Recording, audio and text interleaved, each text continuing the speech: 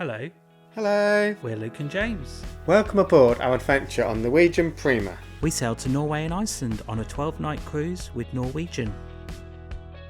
This time, you join us on our final part of our adventure as we visit Akureyri and Reykjavik. But before all of that, we've got a sea day. And we started off the day in the best way with the biggest attraction the Prima has to offer. It's a 3-story go-kart track. The cost of this was around £15 per person for 10 minutes, with top speeds of around 35 miles an hour. We'd recommend booking this as soon as you get on board, because sea days can be very popular, and also if the weather's too bad they actually close the track. So you head to the sign-in desk, you'll then be given your balaclava and your helmet. There's a brief safety demonstration and then away you go. Here we go!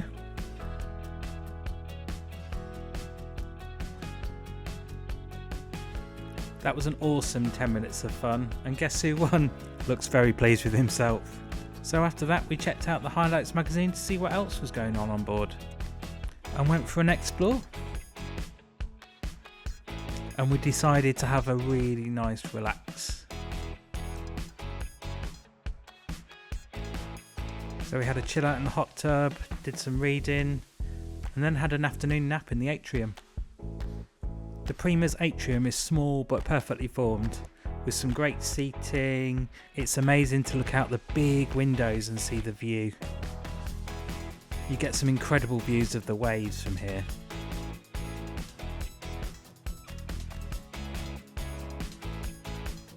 There was also some dancing activities going on in the atrium, which we watched for about half an hour.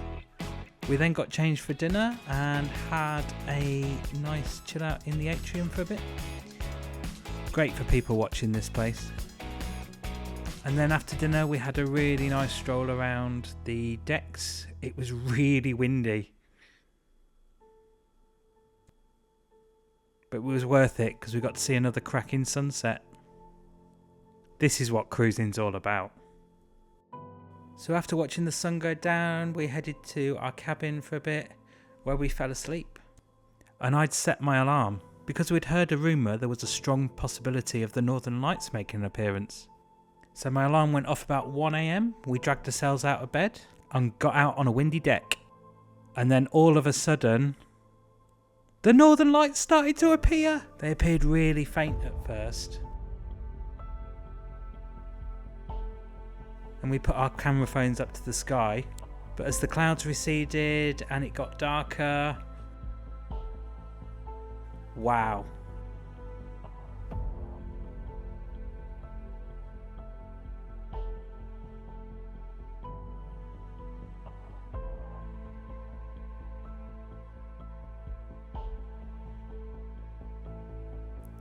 What a truly magical night.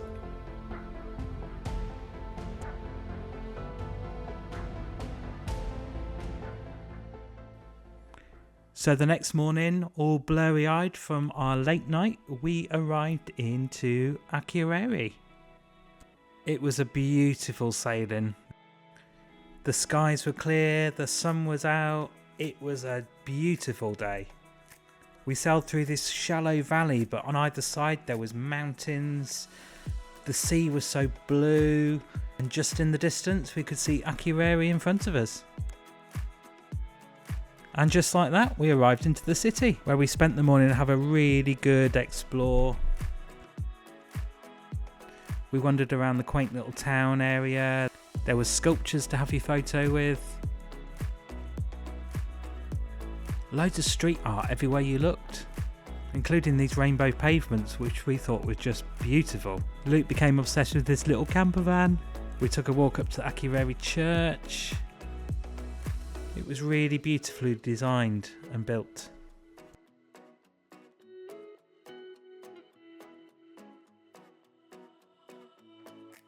More and more rainbows everywhere you looked, so we stopped for a little photo shoot. And from the church it had some amazing views of the ship and the fjord. And next to this was some beautiful public gardens. We spent a good hour just wandering around really. It was really impressive to see how much could actually be grown in this country, considering Iceland is one of the coldest and darkest places in the world. These flowers are almost tropical. There was so much to see in Akureyri, and we loved the backdrop of the mountains just in the distance. There's loads of incredible buildings. The town's very close to an airport, and there was planes coming and going all day. And so many sculptures.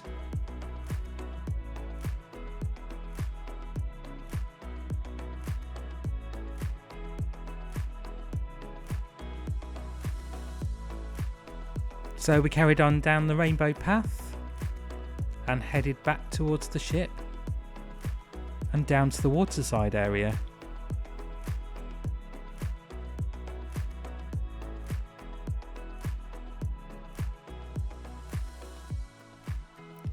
You're never short on things to do in Akureyri.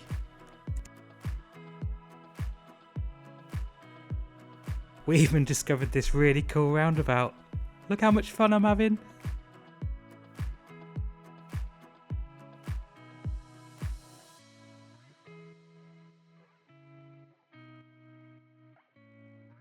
Another new friend.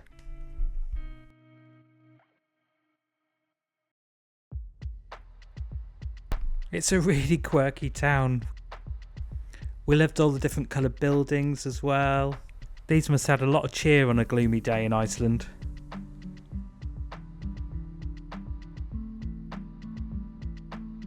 Time for some photos with the ship.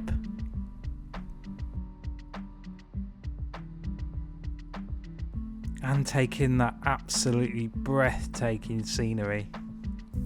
It was a really cold but bright day, which made the mountains green, the sky blue, the sea blue. What a backdrop for the Prima.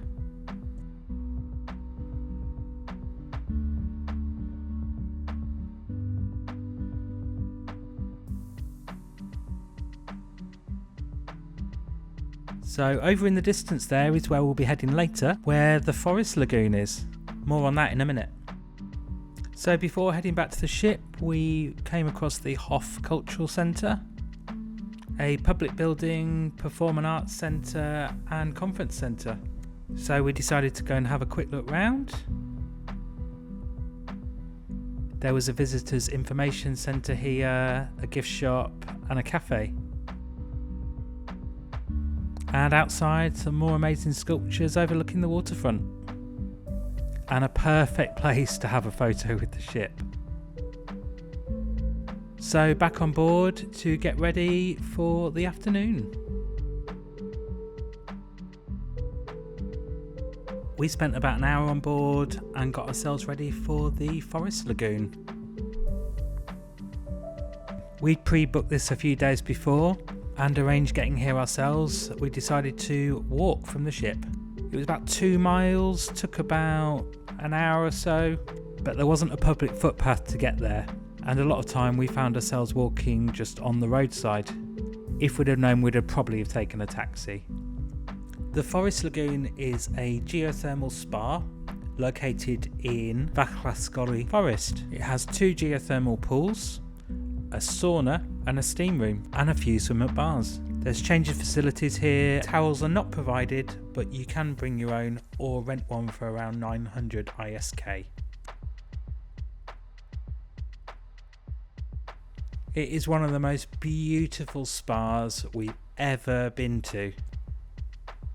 And the infinity pools across the lake with the forest, it was just incredible. It had a really nice, calming, quiet atmosphere and also not overcrowded. So we grabbed ourselves a drink and chilled out. It was quite fresh outside, but in the pools it was so warm. And it was really nice to get that kind of mixture of hot and cold. There's also a cold plunge pool, so if you're feeling brave enough, it's a great way to cool down if you get too hot. So then we decided to treat ourselves to some bubbles. Living our best life. Throughout the afternoon we moved up and down the pool area, spent some time in the sauna, grabbed ourselves a couple of more drinks, dived into the plunge pool. We bumped into some people from the ship and we talked about how their cruise was going. And we just spent the whole afternoon just chilling out, taking in the scenery. You really felt like you were part of the forest here, with the backdrop of all the trees in the background. And we loved the infinity aspect of the pools. It felt like you were swimming in a great big warm lake.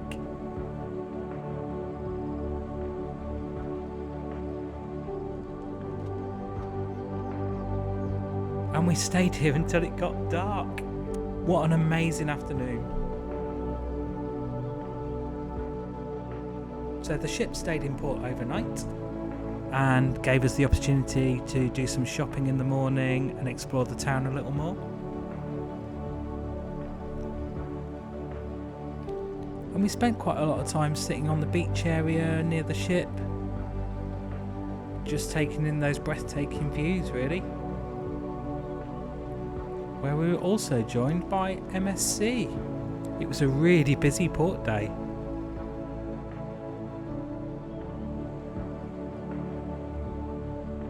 It was an even clearer day today and we could see right out to the mountains and take in all the lake views. There was some amazing views of the waterside. You could see so much from here.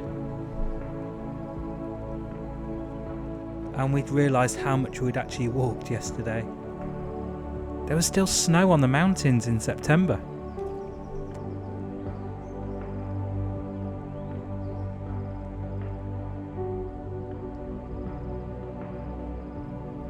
So back to the ship to watch sail away. And just like the sail in, the sail out was absolutely breathtaking. We spent a long time just sat out on the Prima's open decks, taking in the absolutely breathtaking scenery going by us.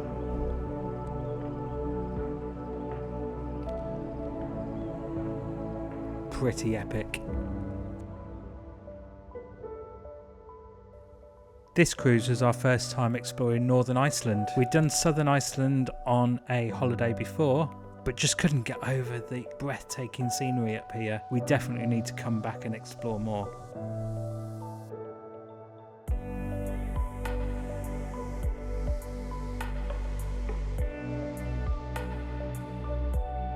A quick pit stop for lunch in the Indulge food hall, where you just order via a tablet and come straight to your table.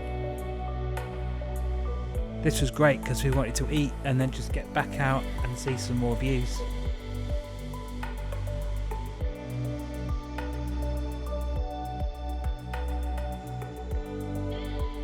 It just got so dramatic the further we went out to sea.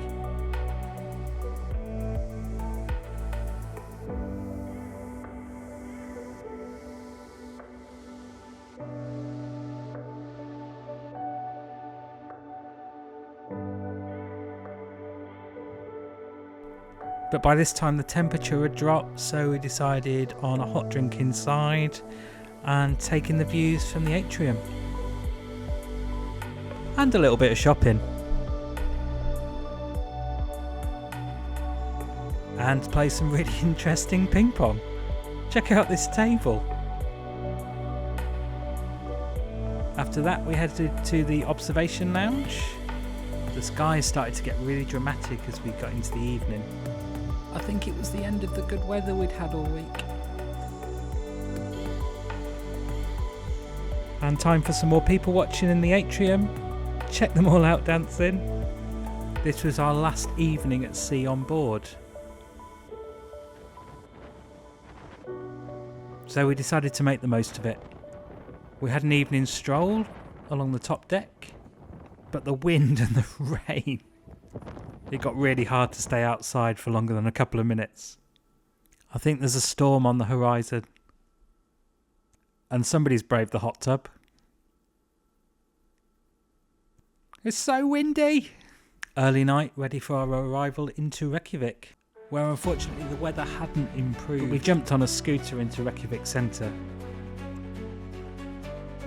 where we had a few photos with the Sun Voyager sculpture. Took a visit to the Harper Centre, which is a really cool, beautifully designed concert hall next to Reykjavik Harbour. One of the most beautiful buildings we've ever been into. It's free entry, there's a cafe, a gift shop and public toilets here too. And off we wandered to Rainbow Road. You can't miss Rainbow Road in Reykjavik. It's a great photo opportunity just down from the main church. We love getting some photos here. Very Instagrammable. So up to the Hallgrímskirkju Church, the largest church in Iceland, with a 75-metre tower, and its design comes from the basalt lava flows. It took 38 years to build, and we can see why. It's absolutely beautiful. If you want to climb the tower, it's 1000 ISK, but it's free to enter the church. Another amazing photo opportunity. So after that we decided to have a wander around the town and check out the independent shops, the bars and some of the incredible street art on all the buildings.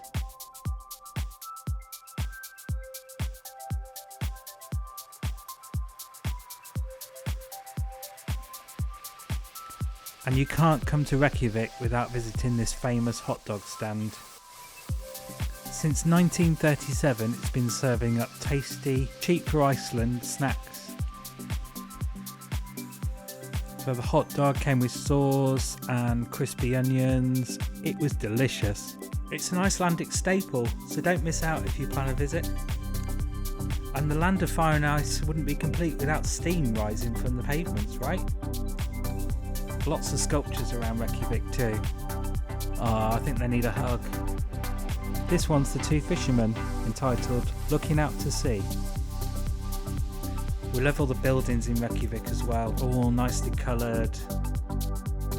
Time for a snack. And a wander back to the ship for our final evening on board. So we decided to warm up and rest our achy feet in the hot tub, where we could see the Yoko Ono Peace Tower from the distance, and then just enough time to watch Arcadia sail out of Reykjavik. Give us a lift home.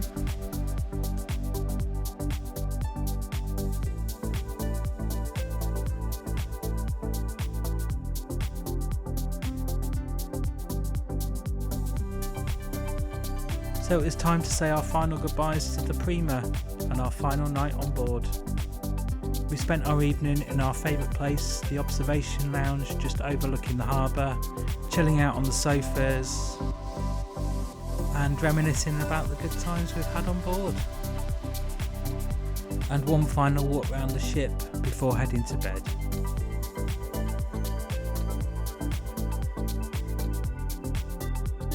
So after a really quick disembarkation process, we dropped our bags off at our hotel, which we were staying at for the evening, and headed back into Reykjavik. We spent the morning exploring the city a bit further. It was quite a damp and miserable day, so we just kept dipping in and out of museums and shops. But an enjoyable morning just walking around some of the buildings. And may have treated ourselves to a cake or two.